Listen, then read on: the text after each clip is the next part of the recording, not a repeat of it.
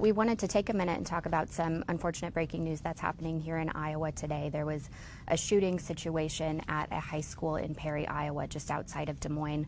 That news is still developing as we're speaking, but the authorities have said that multiple people have been injured. I just want to get your reaction to that. Well, one of the things I've done as governor of Florida was respond to the Marjory Stoneman Douglas shooting that happened before I was governor.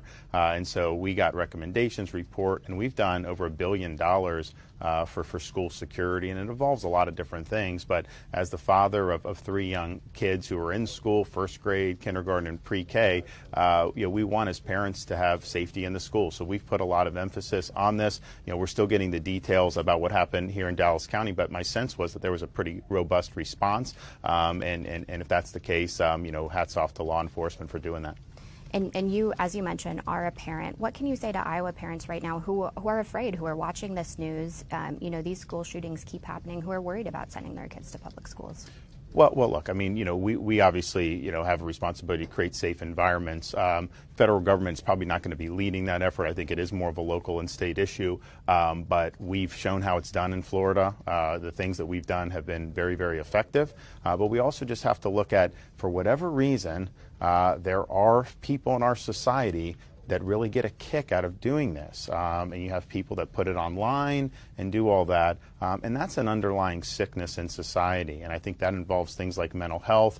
Florida, we've worked hard to identify some of these folks because the shooter at Stoneman Douglas, everyone knew he was the one who did it before that even been reported because there were so many warning signs. We'll see what happens in this Dallas County. That may not be the case here, but in a lot of it, it is the case. And you're right, you have been through these situations before. Have you had a chance to reach out to Governor Kim Reynolds and offer any advice about how to move forward with this? I actually did speak with her earlier this morning. She's all over it, got a great handle on it. I know she's going to be doing she told me she'd do a press conference in the afternoon. And so I think that the folks responded very well.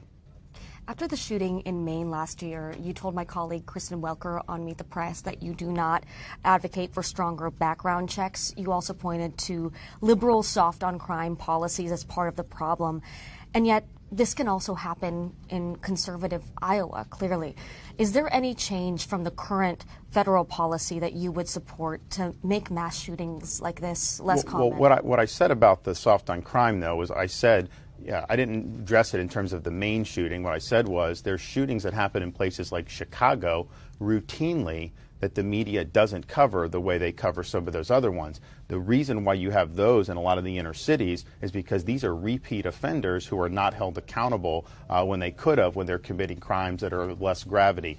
We know what works and we know what doesn't work, and the policies that have been in place in those cities, they have universally failed when they've been tried. But would you make any change at the federal level to make something like this less frequent?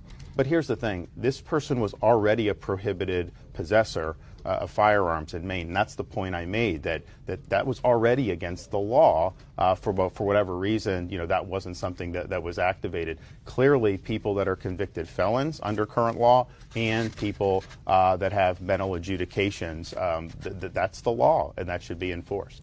So there's no change that you would advocate for at the federal level? Well, I don't support infringing the rights of law-abiding citizens with respect to the ability to exercise their constitutional rights. I know these things can be used to try to target things, and a lot of the things that are proposed would not have even prevented any of these things. And that's typically, I think, what we've seen in these cycles. But people can count on me to hold criminals accountable, be very serious about holding accountable people that represent a danger to society, but at the same time protecting their constitutional rights. I think it's very right. For example, I don't support what Donald Trump has advocated, taking people's guns and then going through due process. That turns due process on its head. I mean, the whole purpose of due process is you have the right to property, not just firearms, any property. The government has to go through due process before they can deprive you. So there's a difference, I think, between the two of us on that. Well, to that point, how do you square that position with your call for more institutionalization for people with mental illness? What about their right to due process? You do have due process. Oh, yeah, absolutely. Like in Florida, we have something called the Baker Act. It's not just willy-nilly picking people up and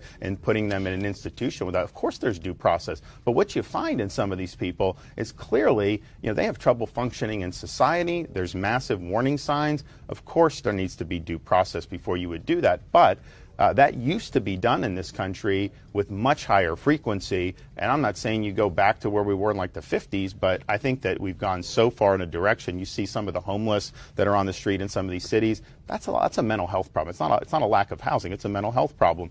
And that hasn't been addressed very well. Some people are going to do better in an institutional setting, but you would never give government the authority to do that without adequate due process. Thanks for watching. Stay updated about breaking news and top stories on the NBC News app or follow us on social media.